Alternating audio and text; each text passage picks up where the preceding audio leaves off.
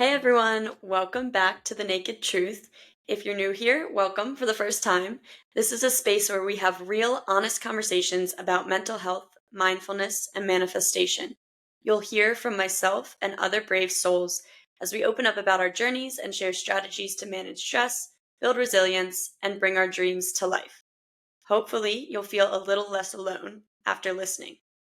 I'm your host, Lauren, a 27-year-old, almost 28-year-old, I'll be 28 by the time I post this episode, professional living in DC, and I'm passionate about creating spaces for open conversations and building genuine community. And I am so glad that you are here. Today I'm recording a solo episode about quitting my job and the emotions I've felt over the past 5 weeks.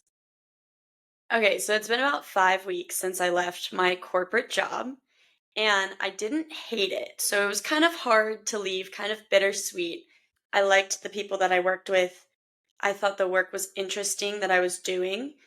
And I'm also I journaled about this. So I'm making sure I cover everything by referencing this. Anyway, it was bittersweet to leave. There have been times, there's definitely ebbed and flowed in my 5.5 years, the same company where I'm get me out of here, I need to go, and I'm heavily applying elsewhere, or I'm gonna stay here for a while, I love it, I love the work I'm doing, the people that I work with are so smart and interesting, and I'm learning a lot, and I'm growing, and I'm being challenged, and I enjoy my team environment, etc. Very grateful for my experience in corporate America at my 9 to 5. But I'd been thinking about quitting for a year and a half, and I had been carefully planning and taking steps to make sure I was ready. So sometimes I can be really spontaneous, and it could be opportunistic is the positive connotation of the word, but rush and jumping into things without thinking about it too much could be the negative connotation. Anyway, I'm like, Lauren, this is a big life decision. We need to think about it for a while, take a long time, carefully plan, take the steps necessary to be prepared to leave.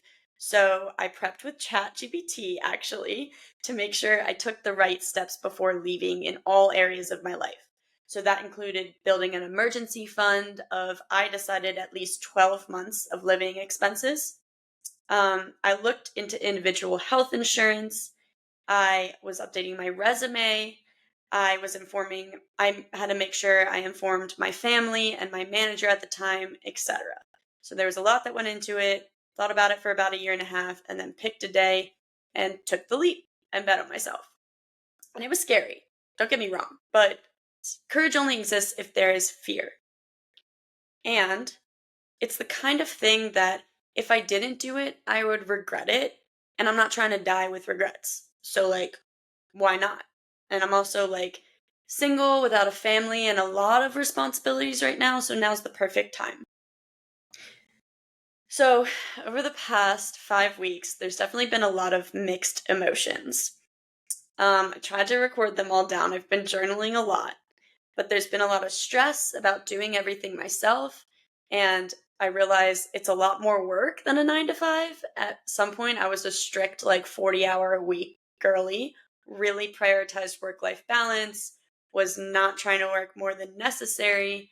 And now, I work on weekends, I work evenings, my hours are kind of all over the place. But I want to do this work, so it doesn't feel as work as before. There definitely are work aspects, but anyway, I'm learning that it all falls on me, and I am my marketing department, I'm my design department, I'm my finance department, I'm the CEO, I'm the sales department, everything. So yeah, it's a lot, but I'm learning a lot. There's a lot of self-imposed pressure too. So I've always been one to put a lot of pressure on myself, and I've dealt with perfectionism for a long time, thinking I need to be perfect at everything when I try it. Even for the first time, I didn't really allow myself my whole life to have a learning phase. And that's just unattainable high expectations. But I felt a lot of this self-imposed pressure to realize success and make money right away. There's a lot of fear and worry that exists too about should I have left my 9 to 5 at this point in my life? Um, or should I have waited till a different time? Or should I have tried to make a steady income from this business before leaving my 9 to 5 and pursued it as a side hustle for longer than I did? Um, I definitely miss working with a team too, because I'm a pretty social person. So having that daily check in or stand up with at least one other teammate and working in a team environment is something that I do miss about my corporate job. But I'm also excited. I'm excited to do my own thing. I'm excited to work on things that I'm passionate about. I'm excited to make my own schedule, do things that I want to do, and do them without someone telling me what I need to do because I am my own boss. And I like my boss. Um, I feel accomplished by learning a lot of new things and teaching myself different things like audio editing, video editing, and also adding sound and producing the whole podcast. And then also on the side, like building out workshops and coaching people one on one and learning how to make different posts or learning different marketing techniques and sales techniques and putting together a profit and loss sheet and like budgeting my expenses and keeping track of my income and expenses in detail. Um, I also feel supported a lot by my family and friends and previous coworkers, and that helps build my confidence in myself. I also feel fulfilled so far by my work, including having a deeper conversation with my mom and learning more about my family when I interviewed her, and her episode is going to be a future one. Um, Running impactful workshops and receiving positive feedback, and also helping my friends accomplish their goals.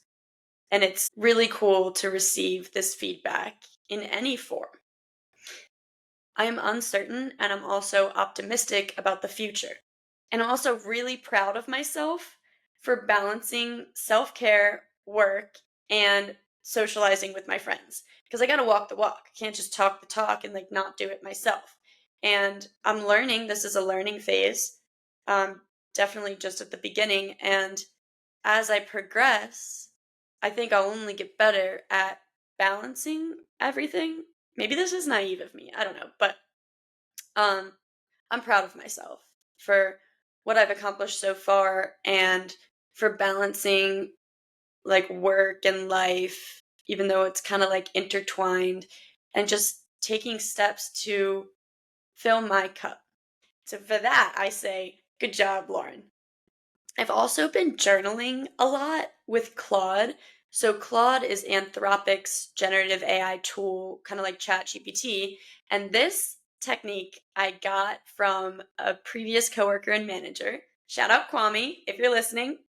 He found the idea to do like a morning pages style journaling of your daily stream of consciousness via voice with Claude and prompt it to give you the key takeaways, the high level themes, any action items and next steps. And I've been doing that almost daily.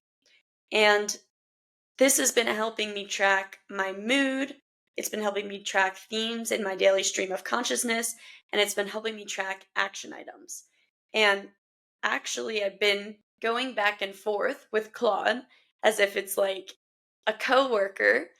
Um, and a few weeks ago, though, I was dealing a lot with self imposed pressure, and I prompted Claude to help me come up with techniques to manage that and mitigate stress.